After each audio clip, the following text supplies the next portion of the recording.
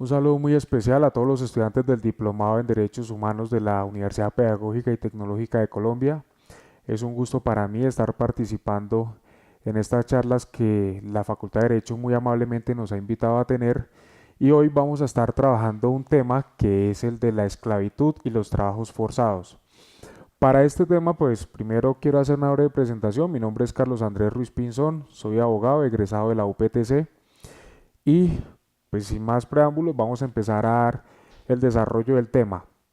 Pues bien, quería inicialmente partir con una descripción un poco normativa del tema de la esclavitud, pero creo que es importante conocer un poco esta institución. Cuando uno empieza a hacer una revisión de carácter histórico de la misma, empieza a identificar que no tiene un momento en la historia donde esta institución se haya ubicado o se esté desarrollando, sino que empieza a tener una serie de expresiones de acuerdo al momento, al lugar y a la cultura de la cual se pueda tener, digamos, alcance para hacer su estudio. Entonces podemos tener antecedentes de variada índole. La Biblia hace mención de algunos de esta figura por parte de los egipcios, los judíos, pero también hay otros antecedentes que se remontan a la prehistoria. Ponernos a hacer esa revisión no tiene sentido, sino lo que ha de tener tal vez mayor relevancia es entrar a definir cuáles son los elementos esenciales de la esclavitud. Cuando revisamos el concepto, encontramos que la esclavitud se caracteriza por tener, por un lado, un sujeto activo, que es quien entra a desarrollar una serie de conductas para someter la voluntad de otra persona. Pero de manera paralela, tenemos también pues este sujeto sometido que entraría a calificarse como un sujeto pasivo de esas conductas. Pero ahora hay que ver otro elemento, tal vez el más importante, que es un factor de poder, en virtud del cual se pueden desarrollar los actos propios de sometimiento, de subordinación y de anulación de la libertad y de la autonomía de la persona que está siendo sometida a esta serie de conductas. Y digo serie de conductas porque la esclavitud tampoco tiene actos unívocos en virtud de los cuales se materializa y se proyecta, sino que hay diferentes tendencias o diferentes conductas que llegan a materializarla. Entonces, definidos estos elementos, ya dijimos un sujeto activo, un sujeto pasivo y un factor de poder, tendremos que entrar a definir cómo se ejerce ese poder. Porque no basta con tenerlo. Nosotros vemos que el poder es una condición de cualquier sociedad y el ejercicio del mismo es necesario. Debemos entender entonces que este poder que se ejerce sobre otra persona es uno capaz de anular la autonomía del individuo. Cuando hablamos entonces de autonomía nos tenemos que remontar a su etimología básica, y es entonces la posibilidad de anular la autodeterminación del individuo, que dándose unas normas para sí mismo y para definir su destino y su comportamiento, entra a ser suprimida para que la voluntad de otra persona entre a ocupar la propia y me someta a mí, a su antojo o a sus caprichos. Y este es otro aspecto relevante: la razón o los motivos en los cuales se funda la esclavitud. La esclavitud puede tener unos elementos muy particulares donde puede estar inspirada o auspiciada por temas de carácter económico, también puede estarlo en factores de carácter social, político, religioso o inclusive por vicios o por cuestiones de carácter psicológico de la persona que los ejerce. Sin importar cuáles sean las razones, lo que es determinante y lo más importante es el efecto y el resultado que tiene sobre la persona. Planteadas estas razones en las cuales se funda la esclavitud, entonces nosotros podemos llegar a ver que la misma se caracteriza, entre otras, por una ausencia total de límites frente a la potestad que tiene la persona del sujeto activo frente al sujeto pasivo. Y la razón por la cual no existen límites es muy sencilla: porque la esclavitud con el tiempo tuvo una evolución en virtud de la cual llegó a considerarse inclusive una institución de carácter jurídico con plena autonomía, pero con una similitud propia al derecho de propiedad. Y cuando yo estoy en presencia del derecho de propiedad, ¿qué es lo que encuentro? Que antes de tener la propiedad del carácter social, yo tenía total autonomía y una libertad absoluta frente a la misma, donde podía hacer y disponer con ella de la manera que deseara. Así las cosas, cuando la esclavitud se somete a una analogía como la de la propiedad, pues quien ejerce estas actividades lo único que va a hacer es hacer lo que tenga o bien le plazca hacer con la persona. Razones por las cuales la persona que ejercía la esclavitud podía hacer lo que quisiera, también estaba asociada a una ausencia de límites por parte de autoridades. ¿Y por qué vamos a hablar de ausencia de límites? Porque el concepto de Estado hace miles de años era muy deficiente y no había quien ejerciera esos controles, a lo cual había que sumarle las razones en las cuales se fundaba la esclavitud, como lo planteé hace un momento. Entonces, ausencia de límites, yo como esclavista podía hacer lo que deseara con las personas. Ahora bien, cuando nosotros vemos la evolución en el tiempo y en la historia de esta situación o de esta figura, vemos que la misma empezó a tener unas variantes de acuerdo a su ubicación. En alguna época, como lo dije hace un momento, la esclavitud estaba asociada más a temas de carácter religioso. Posteriormente, estaba asociado a temas de carácter político, donde había un tema de pueblos dominantes y pueblos conquistados, y la sanción por la conquista de los pueblos que hacían oposición a una invasión extranjera era que los sobrevivientes eran sometidos a una situación permanente de sumisión. Posteriormente, el tema se traslada al campo racial. Luego se empieza a manejar desde una perspectiva puramente socioeconómica, donde las personas que tenían escasos recursos o ningún tipo de recurso económico, la única forma de supervivencia era entrar a una situación de subordinación y de sometimiento pleno de quien sí tenía las condiciones de carácter económico para poderle proveer alimento, vivienda, seguridad. Pero a cambio de esto, la persona tenía que entrar a trabajar, no como conocemos hoy, sino verdaderamente bajo una condición total de esclavitud.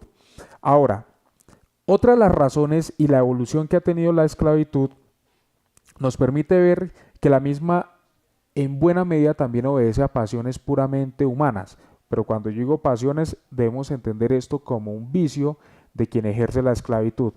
Y esta característica se ha encontrado en todas las etapas de la historia, inclusive hoy por hoy podemos encontrar situaciones de esta naturaleza. Pero aparte de todas estas razones que hemos planteado, también encontramos una razón asociada a pasiones tal vez de la persona o a cuestiones de carácter interno que sin corresponder a una situación de carácter económico, político, religioso, simplemente quien desea ejercer la esclavitud la maneja y la aplica a determinadas personas aprovechándose de las condiciones donde no tendrán ni controles ni ningún tipo de restricción o de sanción. Y esto se puede apreciar en cualquier etapa de la historia e inclusive hoy por hoy lo podemos encontrar y evidenciar en algunas situaciones. Ahora, hay que resaltar algo y es que la esclavitud no siempre se aplica de la misma manera y tiene unos patrones específicos de aplicación. Nosotros podemos ver, inclusive películas sobre estos temas nos permiten ilustrar que en determinadas situaciones quienes podían tener derecho a la esclavitud como un derecho de propiedad no la aplicaban con el rigor y con las condiciones deplorables que la conocemos en muchas ocasiones, sino habían actos de humanismo de estas personas, pero eran casos esporádicos. Sin embargo, con la evolución de las sociedades, particularmente con un hecho relevante que es la Declaración Universal de Derechos Humanos, de manera paralela con la Revolución Francesa, se empieza a dar un fenómeno universal o digamos de carácter, aunque por la época no aplica, pero en todo caso tiene ese alcance de globalización, en virtud del cual se pretende dar un alcance integral y de cooperación de todas las naciones en la supresión de la esclavitud. Sin embargo, esto no fue un tema sencillo. ¿Cuál fue otro factor relevante? Un tema de carácter económico que tuvo la influencia suficiente para enfocar a las economías a suprimir la esclavitud y llevarnos a un modelo que sea un poco más eficiente y un poco, por así decirlo, humano.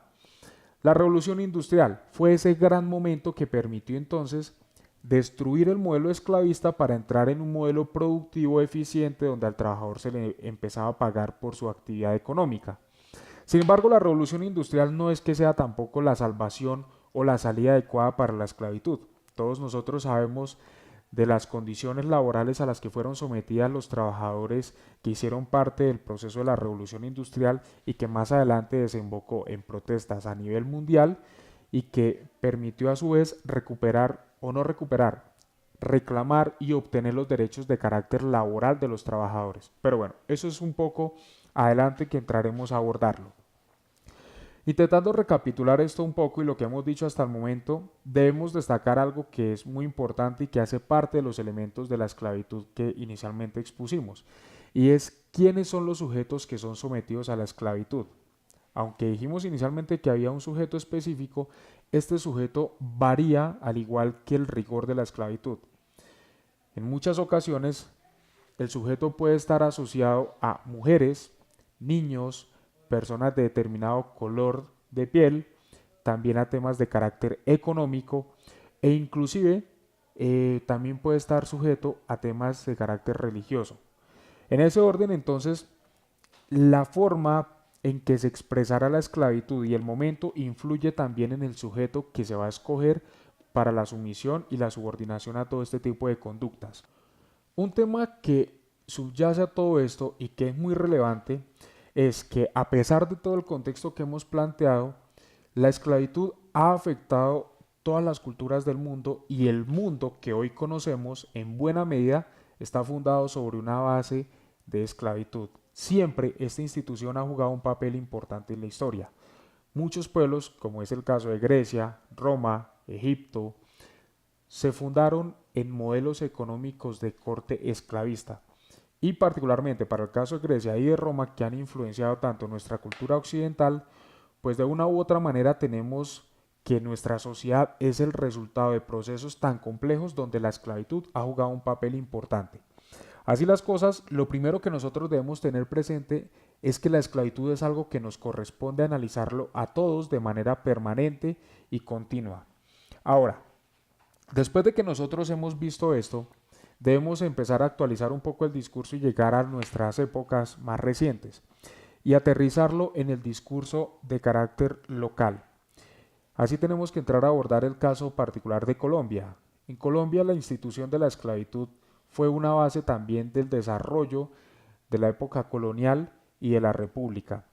Tanto así que los esclavos, para ninguno de ustedes y de nosotros es un secreto, fue un elemento importante en la conquista, perdón, en la campaña libertadora, cuando se le ofrece a muchos esclavos vincularse con esta campaña a cambio de que al final de la misma obtendrían su libertad. Entonces en 1810 se da un primer ofrecimiento de libertad. En 1821 se hace nuevamente un intento de prohibición o de abolición de la esclavitud, pero es solamente con la Ley de Mayo de 1851 cuando se otorga por fin mediante una ley la libertad permanente de los esclavos que iba a empezar a tener efecto a partir del 1 de enero del año 1852. Pero como quiera que la esclavitud en el derecho colombiano era una parte integral de las instituciones jurídicas al punto que el Código Civil años más adelante contempla el concepto de servidumbre o de siervos, tuvo como contraprestación a favor de quienes tenían esclavos una oferta de indemnización por la pérdida de sus esclavos. No de otra forma hubiese sido posible atemperar los intereses tanto de quienes estaban en esclavitud como de quienes irían a perder parte de su propiedad. De esa manera entonces empezamos a ver que desde 1810 se empieza a plantear la abolición de la esclavitud en Colombia. Pero esta abolición de la esclavitud quedó plasmada solamente en textos normativos, pero su aplicación material fue muy débil y muy limitada.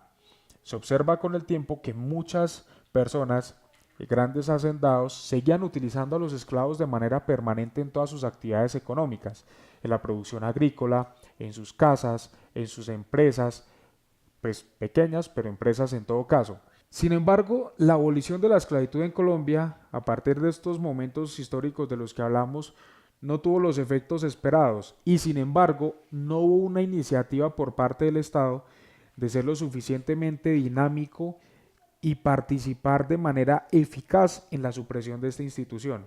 Y no solamente ocurrió esto en Colombia, se presentó en todo el mundo. Muchas legislaciones de estados occidentales empezaron a aplicar normas de supresión de la esclavitud, pero eran normas muy generales donde el compromiso no era lo suficientemente visible por parte de los estados y las personas continuaban con esta situación de esclavitud. De esa manera entramos a revisar un poco el panorama internacional en virtud del cual pues el progreso humano, auspiciado por la ilustración, por el crecimiento de la economía, empezó a generar un grado de importancia tal sobre la figura de la esclavitud que se generó ya un movimiento internacional y es donde varios estados participan y en el año de 1925 se hace la Declaración de Abolición de la Esclavitud. Esta tiene una particularidad muy interesante y es que lo primero que hace es definirla y nos dice: la esclavitud se entiende como toda aquella atribución que tienen las personas frente a otra persona de manera similar a como lo haría sobre la propiedad. Es decir, ejercer pleno dominio sobre la persona que ha sido sometida a la esclavitud. Cuando se hace esta primera declaración y se nos plantea cuál es el concepto de la misma, nosotros empezamos a ver que por lo menos ya a nivel global entenderemos cuál es la conducta que nos lleva a la esclavitud. Pero no basta con definirla, sino que esta convención lo que hace es plantearnos una serie de medidas y de compromisos internacionales por parte de los estados, donde los mismos deben participar de manera proactiva con sus legislaciones, haciendo las modificaciones y adecuaciones pertinentes para suprimirla. Tiene algo particular esta convención, y es que no define unos parámetros mínimos de aplicación de normas o de expedición de leyes puntuales, sino nos dice cuáles son los elementos puntuales de la esclavitud y hace la recomendación para que todos los estados procedan a la supresión. Pero genera un tercer elemento que es importante y es un compromiso de cooperación conjunta entre todos los estados para poder contribuir con esta iniciativa que se estaba planteando. Definido ese panorama, digamos, de carácter internacional que nos plantea la primera base sólida y vinculante para los estados, con el tiempo se empiezan a dar cambios en esta materia donde la agenda internacional de los estados tiene que responder a necesidades y a exigencias de carácter internacional. ¿Y cuál es la razón de esto? Sencillo. Los procesos de integración económica en el siglo pasado y en este siglo en el que nos encontramos se inspiran en procesos o en elementos como la movilidad de capitales y la movilidad de personas. Si yo estoy como representante de un Estado celebrando una negociación con otro Estado para procurar la cooperación económica y la integración económica, y hay la posibilidad de que desde mi Estado vayan ciudadanos a ese Estado a trabajar, lo primero que yo voy a pensar es en qué condiciones y en qué circunstancias van a ir a trabajar. Y empiezo a hacer una revisión de su legislación y le voy a decir: si usted y yo vamos a negociar, tenemos que revisar primero normas de protección a los trabajadores, normas contra la esclavitud, normas que prohíban el trabajo forzado de menores, de mujeres, etcétera. Lo primero entonces es ver eso, qué es lo que voy a encontrar si mis ciudadanos van a dicho estado. Cuando eso ocurre, pues si yo lo exijo, es posible que a mí más adelante me lo exijan y entonces se genera un compromiso internacional. Este compromiso internacional entonces entra a fundarse en algunos aspectos. Inicialmente podría ser, claro, el interés en la protección de derechos fundamentales de la persona, en la dignidad humana y en el trato justo de las personas. Pero sabemos que cuando estamos en un escenario de integración económica, no es esto propiamente lo que nos interesa, sino es finalmente la cooperación y la movilidad de capitales. Pero hay unos límites, como los que acabo de plantear. Y es necesario entonces que los estados tomen medidas que sean lo suficientemente eficaces para prevenir cualquier conducta que afecte la libertad de las personas y que pueda llegar a exponerlos a un tema de esclavitud. Sin embargo, estas medidas a veces no son efectivas y de hecho es muy difícil que sean lo suficientemente efectivas por razones de diferente naturaleza. Una, porque la intención real de estos acuerdos o estas negociaciones no es como tal suprimir la esclavitud, sino crear condiciones normativas que generen una garantía de que tal vez sea posible prevenirla y suprimirla. Y esto es uno de los aspectos tal vez de mayor importancia y de mayor ineficacia también de las normas que previenen y sancionan la esclavitud. Pero bueno, eso hará parte de una revisión posterior.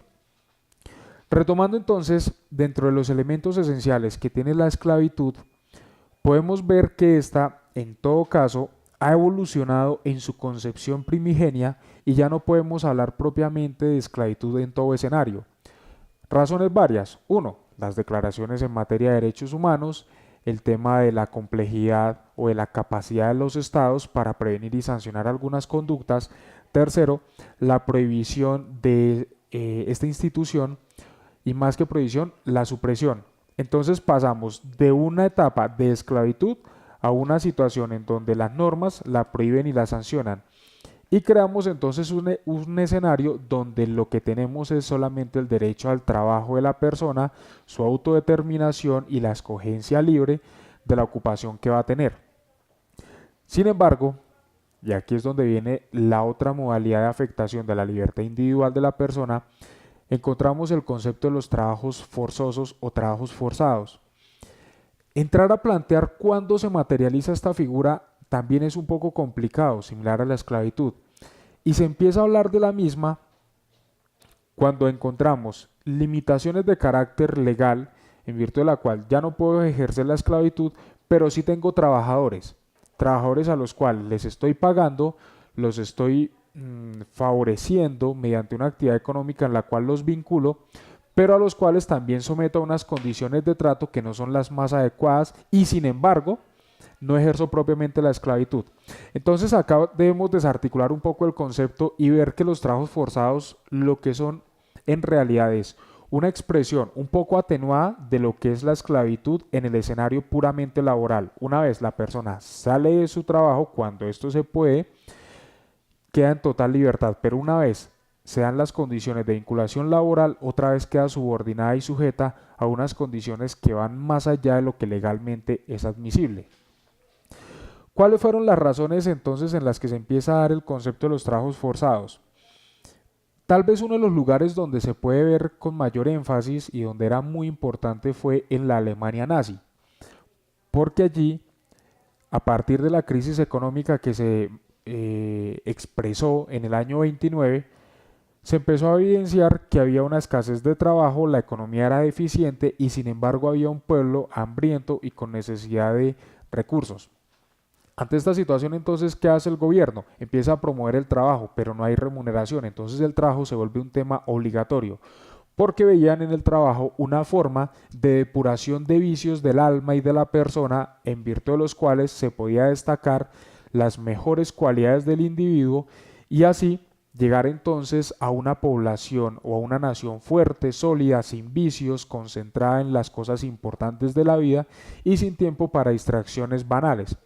Pues esto tiene una serie de implicaciones, porque primero se empezó a ver con los trabajadores, pero cuando llegamos a la etapa de invasión de otras naciones, pues se sumó un tema de carácter racial y cultural que generó el uso de los trabajos forzados como una forma de control y de subordinación de las personas. Para nadie es un secreto que los alemanes en su momento no pensaban propiamente en someter a las personas ni en ponerlos en condiciones de trabajo forzado, valga la redundancia en el tema, sino lo que querían era primero sacarlos del territorio alemán. En un libro muy interesante que se llama Albert Speer y su lucha con la verdad se plantea que los alemanes inicialmente querían era sacar a los judíos del territorio europeo y llevarlos hacia Madagascar. Como esto no era muy viable, empezaron a buscar un plan de contingencia y mientras lo podían evacuar, empezaron a utilizar los trabajos forzados como una forma de control y de sumisión de estas personas y al mismo tiempo aprovecharlos en toda la industria que ellos estaban desarrollando, en temas de infraestructura, de producción de vehículos, de armas, etc. Entonces, el tema de los trabajos forzados se convierte en un elemento o en una variante de la esclavitud. Y digo que es una variante porque tiene los mismos elementos. Aunque no se podía disponer plenamente de las personas, sí habían elementos de poder en virtud de los cuales se podía someter a estos sujetos a realizar lo que el dueño o el sujeto activo quería hacer con ellos. Ponerlos a trabajar en las condiciones que deseara, exigirle una cantidad de cosas que ellos de manera voluntaria no querían y sin embargo sabían que estaban obligados a hacerlas.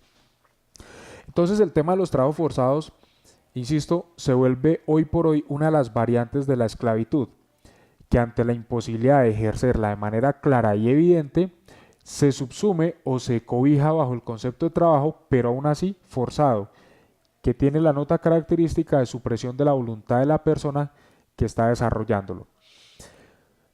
Visto entonces el concepto de los trabajos forzados, debemos entrar a aterrizarlo ahora un poco en el caso colombiano y entrar a analizar la legislación que hoy por hoy tenemos. Como nosotros sabemos, Colombia como Estado social de derecho tiene también unos compromisos internacionales y se ha adherido a normas internacionales sobre derechos humanos en virtud de los cuales se prohíbe la esclavitud. Caso particular, la Convención Americana de Derechos Humanos, que en el artículo sexto plantea la prohibición de la esclavitud y de la servidumbre. Cuando aterrizamos a la lectura de la Constitución Política, el artículo 17 también nos plantea la prohibición de la esclavitud. Al plantearlo desde el campo de vista constitucional, lo primero que uno empieza a encontrar es una serie de situaciones que resultan interesantes para Colombia. Dentro de ellas debemos ver algo y es, a pesar de lo evolucionados que somos como sociedad, o eso pretendemos, se ve que es necesario que el texto constitucional nos recuerde la prohibición de la esclavitud. O sea, algo que es tan evidente como tan inherente a la persona humana como es su dignidad, sería suficiente garantía de que yo la voy a tener que respetar, y sin embargo nuestra sociedad no ha alcanzado ese nivel de entendimiento y de respeto, y por eso el canon constitucional tiene que insistir en la prohibición de dicha conducta. Y uno pretendería que al estar contemplada la prohibición de la esclavitud en la Constitución política, la misma va a tener un gran desarrollo de carácter legislativo, donde uno encuentre tal vez una serie de normas que entren a desarrollarla, a definirla, a abolirla y además crear un aparato de carácter administrativo en donde todas las entidades del Estado, con la participación de los particulares, entren a contribuir con su supresión. Pero empieza uno a hacer toda la revisión de la legislación colombiana y uno encuentra que, aunque hay normas sobre la materia, no hay un conjunto de artículos que estén enfocados específicamente en la prohibición y en la sanción de esta conducta, sino encontramos normas un poco dispersas que, aunque responden a la necesidad de prevenir, reprimir, sancionar y castigar estas conductas, no están totalmente articuladas entre sí y no están instrumentalizadas para que las autoridades colombianas procedan a su sanción, represión y castigo. Entonces esto nos empieza a generar una serie de inquietudes y de problemas, como cuáles, que hoy por hoy entonces no hay una sanción puntual por actos de esclavitud, y uno dice, no, pues es que no puede haber una norma así tan puntual porque es que la esclavitud en Colombia no existe. Vale aquí entonces hacer una pregunta, ¿no existe realmente o no existe porque no tenemos conocimiento de actos propios de esclavitud? Porque una cosa es lo que nosotros creemos que existe y otra lo que realmente existe. La razón por la cual en Colombia tal vez consideramos que la esclavitud no existe es precisamente porque viene acompañada de una serie de conductas de encubrimiento. En épocas anteriores, cuando la esclavitud era una verdad evidente, visible para todas las personas, pues nadie tenía que esconder la realización de estos actos porque hacía parte de un tema cultural, social, jurídico. Hoy por hoy, sabiendo de la existencia de normas que prohíben y reprimen la realización de estas conductas, pues nadie va a querer dejar en evidencia lo que está realizando. Entonces, una de las razones por las cuales en Colombia y en todo el mundo la realización de actos de esclavitud no logra evidenciarse es porque hoy por hoy las personas que la realizan, al saber de la existencia de un conjunto de prohibiciones y de sanciones, no van a dejar que esto sea algo evidente, público y visible. Y cuentan entonces con una serie de elementos para encubrir. ¿Cuáles serían esos elementos? El aislamiento de las personas, la supresión de cualquier medio de contacto, comunicación con el mundo exterior, el encubrimiento inclusive y en algunos casos por autoridades del Estado que favorecen y facilitan estas actividades porque también tienen algún tipo de provecho con la persona que las está realizando. Y esto entonces nos genera una serie de inquietudes para el caso particular de Colombia. Cuando nosotros revisamos las normas sobre la materia, encontramos que no hay en el Código Penal particularmente una norma que sancione o reprima la realización de la esclavitud en general, que lo contemple como un tipo penal específico y de carácter autónomo, sino que hay una serie de conductas mediante las cuales se puede expresar o que pueden acompañar a la esclavitud. ¿Cuáles serían esas conductas necesarias? Piensen ustedes, eh, la desaparición forzada. Y esto es necesario para poder realizar la esclavitud porque no de otra forma podría entonces someter a una persona. Yo no voy a someter a esta conducta a alguien conocido, sino a personas, primero, con las cuales no tenga ningún tipo de vínculo y a las cuales me sea fácil sujetar o subordinar para ponerlas en esta situación concreta. El tema de la desaparición forzada en Colombia, claro, tiene una pena que es muy alta. Tendríamos otro delito que podría ser el secuestro extorsivo, en virtud del cual retengo a una persona y le hago una exigencia particular que podría ser tal vez la de trabajar para mí. Sin embargo, pues el secuestro no resulta ser una conducta que se adecue aquí con facilidad, pero podríamos ver entonces otro tipo de conductas, como sería tal vez la tortura, que podría ir acompañada de la situación de esclavitud. Y se va a manifestar con facilidad la tortura porque lo que yo voy a hacer es utilizar la coacción de carácter físico para obligar o coaccionar a la persona que tengo en situación de esclavitud a realizar los actos en los cuales consiste la misma, que sería básicamente el trabajo o la realización de conductas que me favorezcan a mí. Sin embargo, hay un par de casos particulares donde la esclavitud sí se contempla de manera puntual en el Código Penal. La primera es la esclavitud sexual, que esta está claramente definida y tipificada en el Código Penal colombiano y tiene una pena que va de 10 a 18 años de prisión aproximadamente.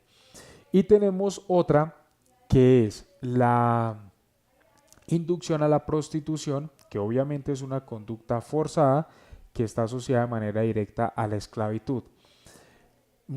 Delitos paralelos a este y que se podrían presentar tal vez sería el de la trata de personas, en virtud del cual procedemos a un intercambio de personas con determinadas características que cumplan actividades normalmente de carácter sexual, pero también de trabajo, sin ningún tipo de garantía, sin ningún tipo de protección, desprovistas de amparo legal y sometidas a las peores condiciones de trato.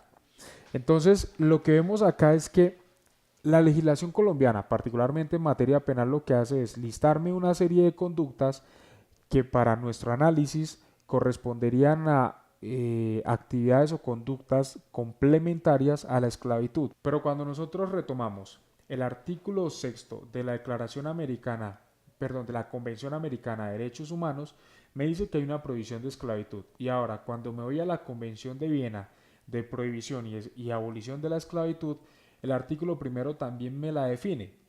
Cuando tomo estas dos normas y vengo al caso colombiano, veo que no hay una norma puntualmente que me describa esta conducta y que me la sancione.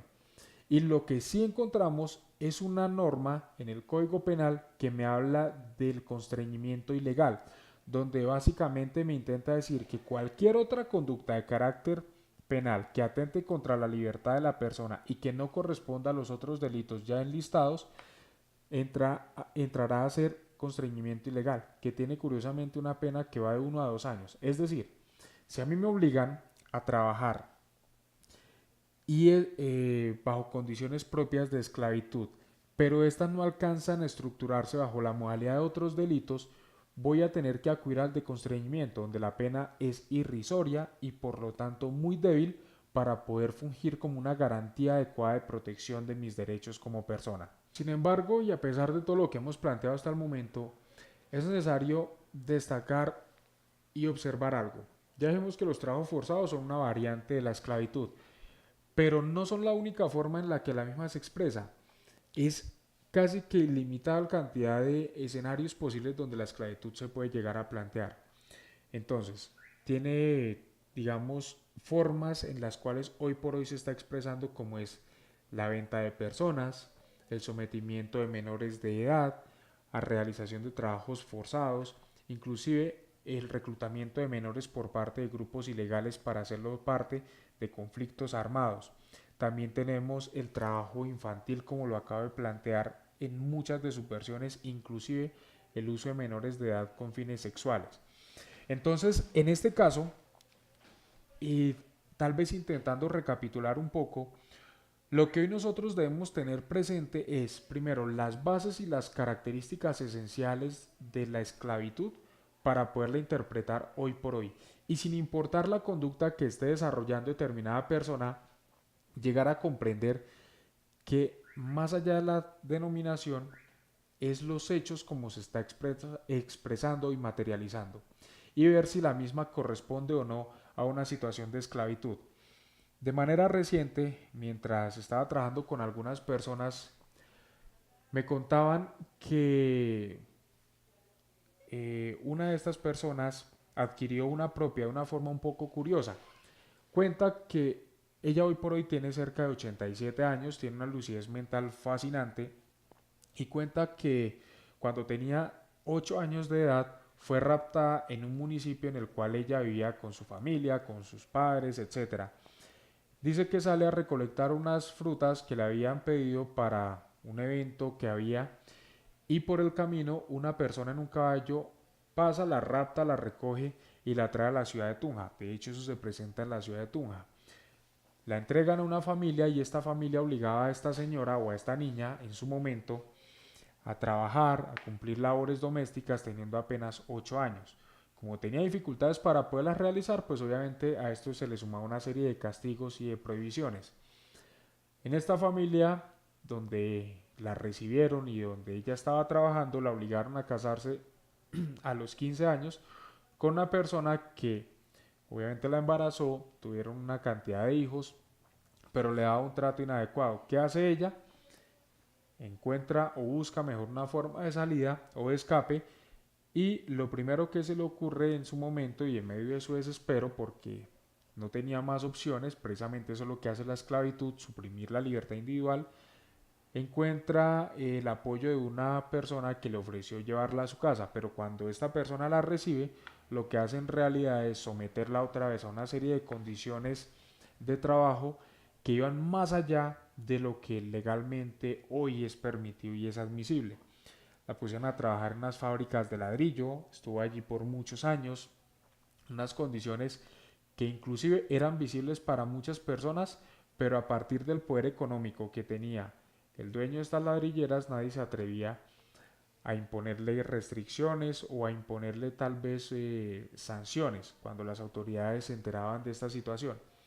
Finalmente, pues esta empresa de ladrillos se acaba más o menos hacia el año 60 o 70, según me relata esta persona, y ella, además de esto, queda en un estado de viudez, totalmente libre, y ella se siente finalmente feliz y libre porque podía realizar ahora sí lo que ella quería. Entonces es muy curioso que estas formas de esclavitud se seguían presentando en lugares tan cercanos como la ciudad de Tunja y además en épocas tan recientes como las que les acabo de plantear. Y esto nos permite entonces evidenciar factores importantes, que las razones de la esclavitud hoy por hoy se siguen manifestando y se siguen exteriorizando. ¿Cuáles son esas? Decíamos en un principio, temas de carácter económico, y a eso hay que sumarle un tema también de escasez de la mano de obra, donde ante la ausencia de trabajadores disponibles buscamos la forma de tener personas que cumplan determinadas funciones, pero como no es suficiente realizar todo el trabajo porque no hay las suficientes personas que lo asuman, los pocos que lo pueden desarrollar entran a ser sometidos a esas conductas o a esa situación de esclavitud. A partir de esta situación que acabo de plantear y que conocí de manera reciente, nosotros podemos ver entonces que la esclavitud se está expresando de manera constante y de manera permanente en todos los escenarios posibles. ¿Qué es lo que impide que la misma pueda ser identificada, investigada y sancionada? Uno, las deficiencias de carácter normativo que plantea hace un momento, donde la legislación en Colombia no es lo suficientemente fuerte. Y segundo, el uso del poder de las personas para repeler tal vez esa intervención de terceros que quieran impedir el ejercicio de sus conductas de carácter esclavista. Ahora, Desde el campo de vista penal, bueno, ya enunciamos estas conductas, pero también podemos ver que en materia laboral hay normas que intentan reprimir cualquier tipo de actividad que atente contra los derechos de la persona y que pueda influir o desencadenar tal vez una situación de esclavitud. Son las normas sobre acoso laboral. Pero cuando analizamos las leyes en materia de acoso laboral, vemos que estas describen conductas que aunque afectan la libertad de la persona en el trabajo, la integridad de la misma, no llegan a contemplar la posibilidad de que la persona en el trabajo esté siendo esclavizada, cosa que es muy recurrente y muy frecuente.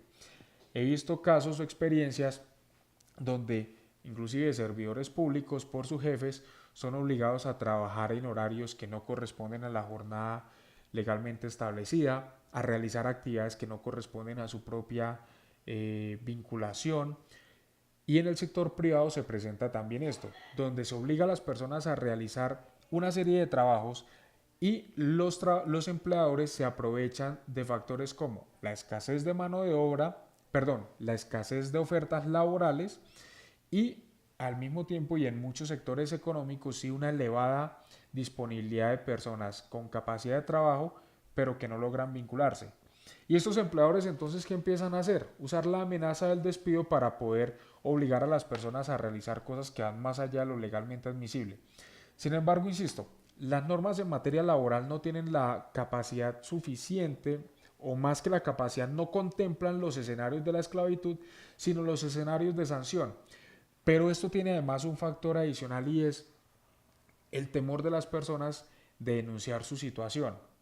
Y es muy claro en la medida que, pues si el trabajo es escaso, muchas personas están tal vez intentando buscar determinados puestos laborales, no van a querer ir con autoridades administrativas o autoridades judiciales para buscar protección de sus derechos, sino que van a intentar sobreponerse a estas restricciones o a estas conductas a las cuales son sometidos y finalmente las aceptan. Y es esta situación particularmente la que hoy y en nuestra sociedad resulta muy relevante. ¿Por qué razón? Porque es esa aceptación de parte nuestra la que ha permitido y ha favorecido la realización de actos de esclavitud moderna. Y se empiezan a integrar entonces dos situaciones. Por un lado, un factor de poder de quien realiza los actos de esclavitud, pero por el segundo lado tenemos una situación de aceptación. Esta aceptación es la que, insisto, genera tal vez los problemas más graves. ¿Por qué razón?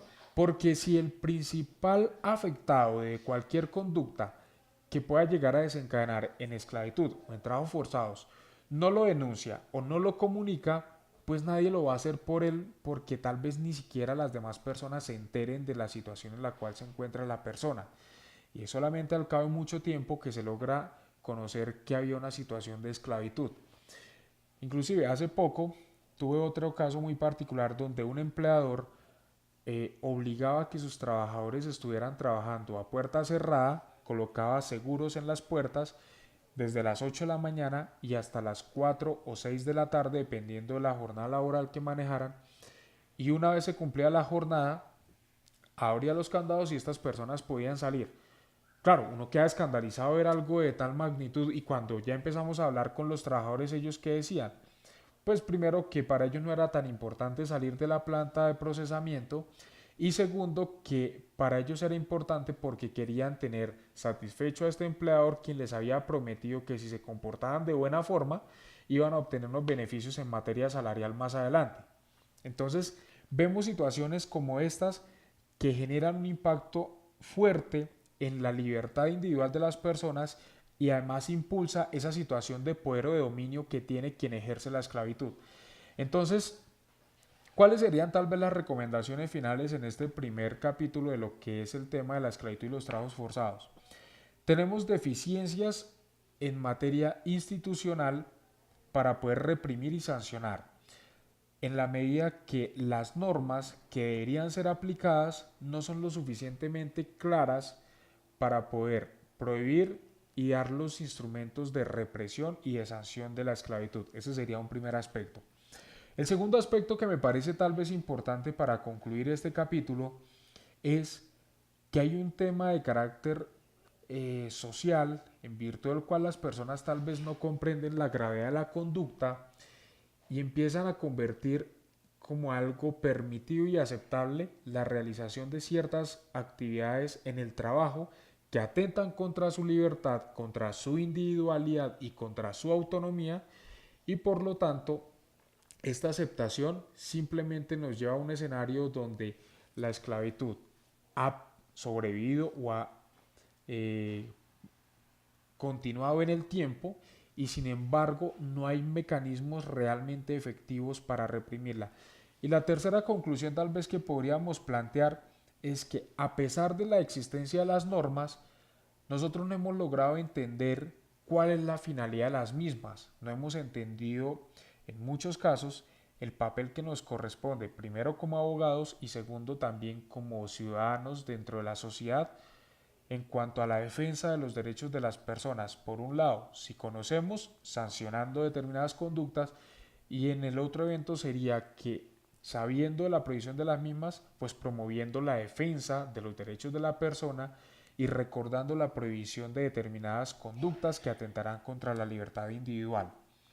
Me hubiese encantado tal vez plantear algunos puntos un poco más relevantes desde el campo de vista legal, pero ahorita quería hacer primero una breve introducción sobre lo que ha sido toda la esclavitud y sus expresiones de manera contemporánea. Para la segunda presentación que vamos a hacer sobre este tema, vamos a entrar a ver el papel de los medios de comunicación y de las tecnologías de la información en el desarrollo empresarial en el mundo, en la comunicación y en la información, y cómo se está generando un nuevo panorama de esclavitud sin que estemos siendo claros, conscientes y lo suficientemente activos y dinámicos para reprimir la misma situación, que es la esclavitud. Agradezco mucho la atención y espero que les haya gustado la presentación.